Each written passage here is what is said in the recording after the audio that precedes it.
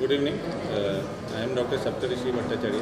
तो आज हम लोग बात करने जा रहे हैं type 2 diabetes mellitus with CKD और chronic kidney disease, therapeutic options and clinical considerations. So हमें पता ही है diabetes is the commonest cause of end stage renal disease. तो इनफैक्ट डायबिटिक किडनी डिजीज़ को अभी एक नया एंटिटी माना जाता है। तो CKD के साथ डायबिटीज़ अगर होता है तो उसको हम लोग आजकल डायबिटिक किडनी डिजीज़ बोलते हैं, और that is the most common cause of kidney damage in all over the world. So diabetic kidney disease का एक प्रोग्रेशन होता है जो टाइप 1 डायबिटीज़ में हम लोग क्लियर कट तरीके से देखते हैं। एक प्री नेफ्रोपैथी स्टेज होता है, फिर इंसिपिएंट डायबिटिक नेफ्रोपैथी होता है जो होने में कम से कम 5 से 15 साल लगता है। फिर उसके बाद ओवर डायबिटिक नेफ्रोपैथी होता है जिसमें यूरिन प्रोटीन्यूरिया भी आना शुरू होता है और लोग GFR बढ़ना शुरू हो जाता है, GFR कम होना शुरू हो जाता है, क्रिएटिनिन लेवल्स बढ़ना शुरू हो जाता है, और अल्टीमेटली स्टेज 4 और यह इन स्टेज रीनल डिजीज़ है जिसमें there is requirement for some form of renal replacement. Like किसी को हीमोडायलिसिस का ज़रूरत पड़ता है, किसी को पेरिटोनियल डायलिसिस का ज़रूरत पड़ता है, किसी को किडनी ट्रांसप्लांटेशन का ज़रूरत पड़ता है। टाइप 2 डायबिटीज़ में भी कुछ स्टेजेस देखा जाता है। सो इनिशियली फंक्शनल चेंजेस होता है, उसके बाद कुछ स्ट्रक्चरल चेंजेस होता है, उसके बाद ब्लड प्रेशर बढ़ना शुरू होता है, माइक्रोअल्ब्यूमिनुरिया होता है, प्रोटीन्यूरिया होता है, फिर क्रिएटिनिन बढ़ता है, फिर इंस्टेज रीनल डिजीज होता है, और साथ साथ कार्डियोवास्कुलर डेथ या कार्डियोवास्कुलर कॉज से मोर्टेलिटी होने का चांसेस भी बढ़ जाता है। तो इसमें क्रिएटिनिन किसी में ज़रूरी नहीं है कि ये स्टेजेस फॉलो होगा। वो हम लोगों को ऐसे पेशेंट्स में मिलता है जिनको क्रिएटिनिन सीधा बढ़ जाता है, प्रोटीन्यूरिया ना भी हो के टाइप 2 डायबिटीज़। तो proteinuria remains a important way of monitoring for chronic kidney disease, but this is not the absolute way. Sometimes we have elevated creatinine straight away. So this is the National Kidney Foundation CKD staging, we all know this. तो इसमें kidney damage with normal और increase GFR होता है, उसको stage 1 कहते हैं। Stage 2 में 60 to 89 का GFR होता है। स्टेज 3 के बाद ही हम लोग एक्चुअली CKD लेवल करते हैं। स्टेज 3 मतलब मॉडरेट डिक्रीज इन GFR, जिसमें GFR बिटवीन 30 to 59 होता है। Severe GFR is between 15 to 29, और किडनी फेलियर और स्टेज 5 रीनल डिजीज मतलब लेस देन 15।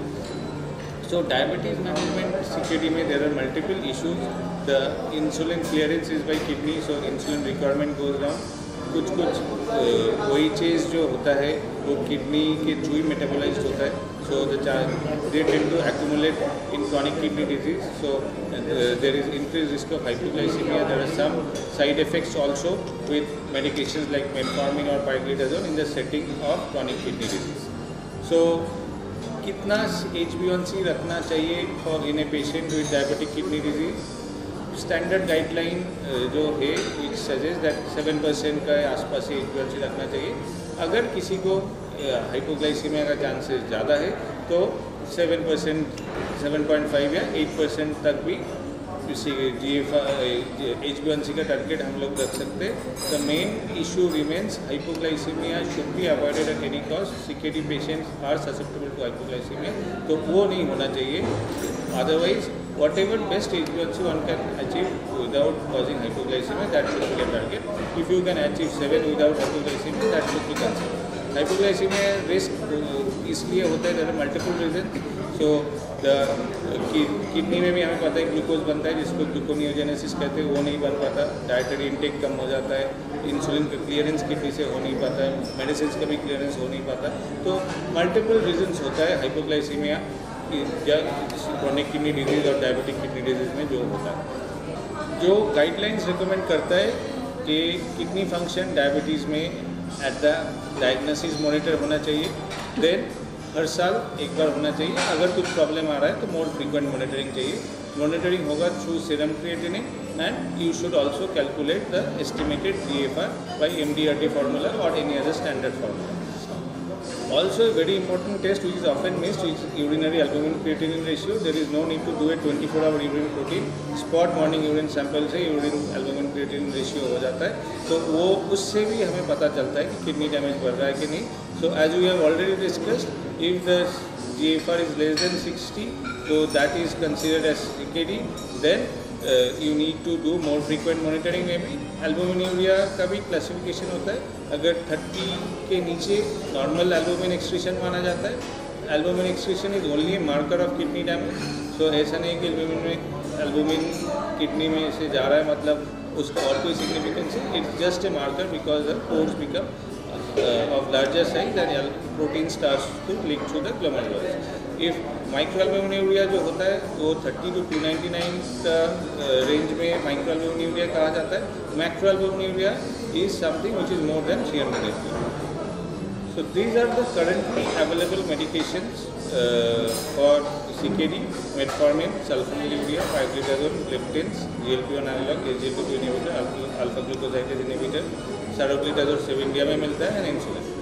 मेटफॉर्मिन के बारे में बहुत सारे गलतफहमियाँ हैं. तो वो मेटफॉर्मिन का कंसेप्ट चेंज हो चुका है. ये डिपेंड करता है GFR के ऊपर कि मेटफॉर्मिन यूज़ कर सकते हैं कि नहीं कर सकते. The guidelines have change. The only risk metformin does not cause kidney damage. Metformin is totally safe in CKD, but the problem with metformin is that there is an increased chance of lactic acidosis. So the current guidelines say if the GFR is between 60 to 45, you can continue metformin. If the GFR is between 30 to 45, you exert some caution. If the GFR is less than 30, you do not use metformin. Sulfonylurea को लेके भी there are some misconceptions. Commonly sulfonylurea जो clinical practice में होता है ग्लिमिपेराइड, ग्लाइक्लाजाइड and ग्लाइपिजाइड होता है. ग्लिमिपेराइड का मेटाबॉलिज्म होता है लीवर में, and there are active metabolites which tend to accumulate in setting of CKD. So there glimepiride should be used with caution in setting of CKD stage 4 और 5 because there is unpredictable hypoglycaemia with usage of glimepiride. Gliclazide जो होता है वो हम लोग use कर सकते हैं इन CKD. ग्लाइक्लाजाइड का जो मेटाबोलाइट्स होता है लीवर में मेटाबॉलिज्म के बाद, those are inactive metabolites. So chance of hypoglycemia with glycoside, rather unpredictable hypoglycemia with glycoside is slightly less compared to that with glimepiride. Glycoside also is more or less safe. It has a shorter half-life. It does not get accumulated in the setting of CKD and can be used. But obviously, कोई भी sulfonylurea will have a higher chance of causing hypoglycemia in the setting of diabetic kidney disease.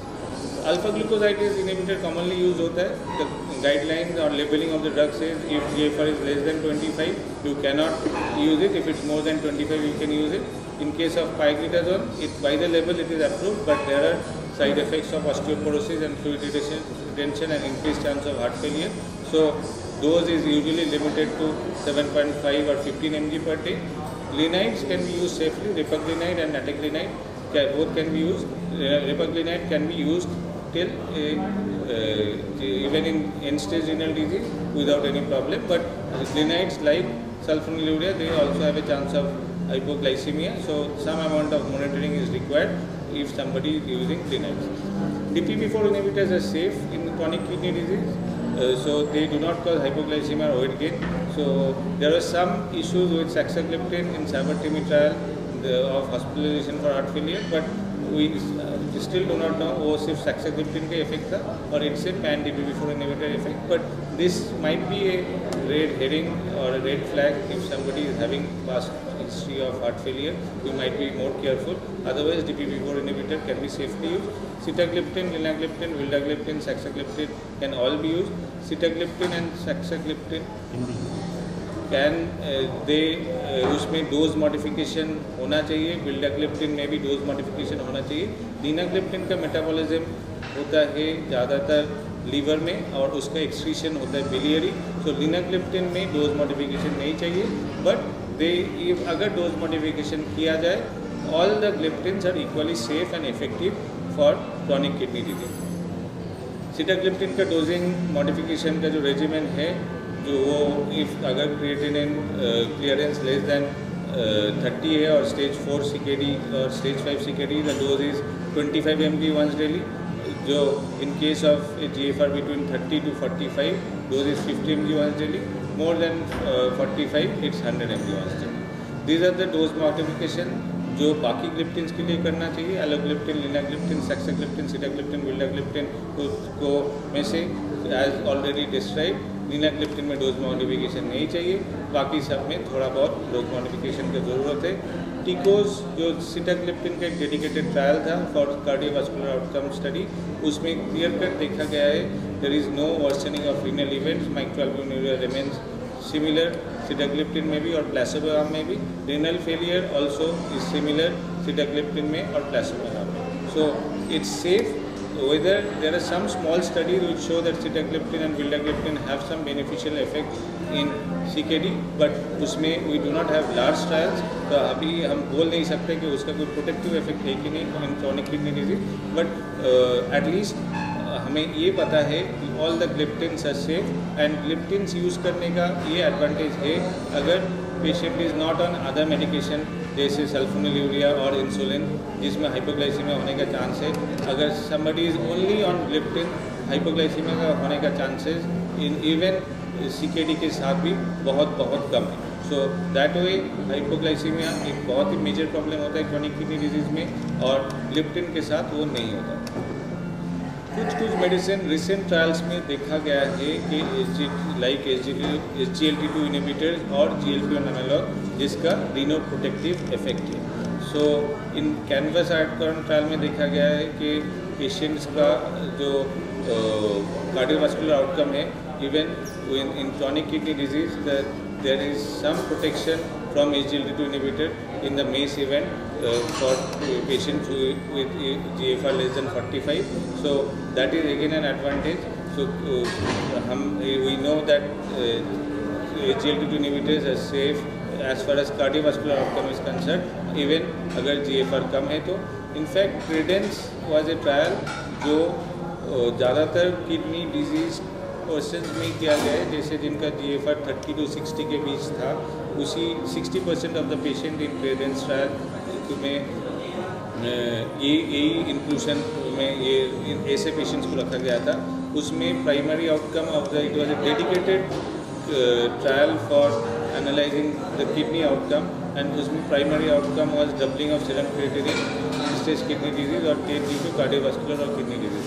उसमें देखा गया है that primary outcome was decrease by 30%, so it has a strong kidney protective effect. In stage kidney disease का there is a 32% chance of decrease in stage kidney disease with कैनाग्लिफ्लोजिन, वो भी एक बहुत बड़ी चीज़ है। सो एंड एम्पुटेशन और fracture के similar rates देखा गया। सो कैनाग्लिफ्लोजिन का डेडिकेटेड ट्रायल में देखा गया है कि it has a kidney protection जो विथ फ्यूचर में इसका if we have more data from the other two SGLT2 inhibitors like empagliflozin and dapagliflozin, जब वैसे ट्रायल्स और आएगा तो उसमें हमें और क्लियर कट आइडिया मिलेगा कि हम लोग इवन लोअर GFR अभी तक लेवल कहता है कि आप GFR 45 तक इनको यूज़ कर सकते हो, वेदर हो सकता है कि 3-4 साल बाद वो लेवल चेंज होकर GFR 30 तक भी हम यूज़ कर सकते हैं। बट इसमें यूरिन इन्फेक्शन होने का और जेनिटल इन्फेक्शन का टेंडेंसी रहता है।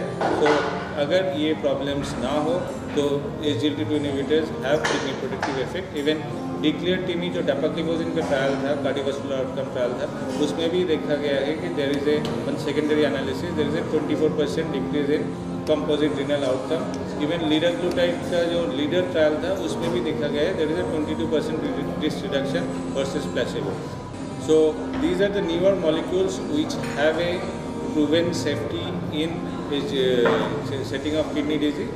जैसे टाइम आएगा और ट्रायल्स का रिज़ल्ट हमारे सामने आएगा, हमें उससे और पता चल जाएगा कि इनका कितना कैसे हम लोग किडनी प्रोटेक्शन के लिए डायबिटीज़ में यूज़ कर सकते हैं। इंसुलिन अभी तक भी सेफेस्ट ट्रीटमेंट ऑप्शन रहता है, बट इंसुलिन के साथ जो मेन प्रॉब्लम होता है there is a risk of hypoglycaemia. There are 2 aspects of insulin usages in chronic kidney disease. एक तो इंसुलिन का मेटाबॉलिज्म कम हो जाता है because the kidney is damage, so insulin 25% kidney में मेटाबॉलाइज होता है, so there is a tendency जो बॉडी में इंसुलिन इकट्ठा होता रहता है। दूसरा उसमें इंसुलिन का इफेक्ट बढ़ने का टेंडेंसी होता है, हाइपोग्लाइसीमिया होने का टेंडेंसी होता है।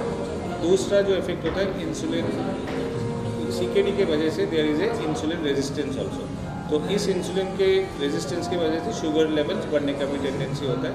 तो ये दोनों पैरामीटर्स के बैलेंस के ऊपर डिपेंड करता है किसको कितना इंसुलिन रिक्वायरमेंट चाहिए। तो there are guidelines, but the insulin treatment has to be individualise. जिनको जैसा ज़रूरत है वो ब्लड शुगर मॉनिटरिंग के ऊपर डिपेंड करता है कि किसको कैसा रिस्पॉन्स आ रहा है। उससे ही पता चलेगा कि घर में अगर कोई जाके शुगर चेक करके इंसुलिन का डोज SMBG रिजल्ट्स के ऊपर एडजस्ट किया जाएगा सही तरीके से, तो तभी हाइपोग्लाइसीमिया होने का चांसेस कम रहेगा। अदरवाइज क्रॉनिक किडनी डिजीज़ में हम लोग ये सजेशंस देते हैं कि डायबिटीज़ के hypoglycaemia remains a problem in chronic kidney disease. तो इंसुलिन जब भी शुरू करना हो लो डोज से शुरू किया जाए ताकि हाइपोग्लाइसीमिया होने का चांसेस कम हो और धीरे धीरे इंसुलिन का डोज बढ़ाया जाए। Monitoring remains slightly complicated. HbA1c always might not be accurate because it's a high RBC turnover state, anemia ज़्यादा होता है, ब्लड ट्रांसफ्यूजन कॉमनली होता है, एरिथ्रोपोइटिक इंजेक्शन मिलता है। इसमें HbA1c वैल्यूज ऊपर नीचे जा सकता है। तो HbA1c वैल्यू देखने के टाइम थोड़ा सा हमें केयरफुल रहना चाहिए कि डायबिटीज़ मतलब डायबिटिक किडनी डिजीज़ की वजह से HbA1c में कुछ प्रॉब्लम आ रहा है कि नहीं। Finally, there are two aspects. So there are some medicines which are safe for glycemic control in diabetes, like जैसे insulin, gliptins और GLP-1, glipizide और even glycoside, repaglinate और pioglitazone। कुछ मॉलिक्यूल्स मिल रहा है जैसे SGLT2 इनहिबिटर्स और GLP-1 एनालॉग, जिनको देखा गया है कि वो can actually offer protection. They actually kidney को प्रिजर्व कर सकता है, अगर किडनी में डैमेज है थोड़ा बहुत उसको रिवर्स भी कर सकता है। सो बट इसमें और ट्रायल्स आगे जैसे आएगा हम इसके बारे में डेफिनेटली तभी बता पाएंगे। सो फाइनली कंक्लूशन में मैं ये कहना चाहता हूँ कि अगर कोई patient oral hypoglycaemic agent use कर रहा है डायबिटीज़ में तो उसका डोज एडजस्टमेंट होना चाहिए according to chronic kidney disease. Metformin can be use till a GFR of 30।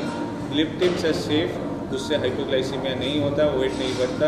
अगर किसी को ग्लिप्टिन्स में शुगर कंट्रोल हो जाता है with dose modification as necessary, that is a very good thing.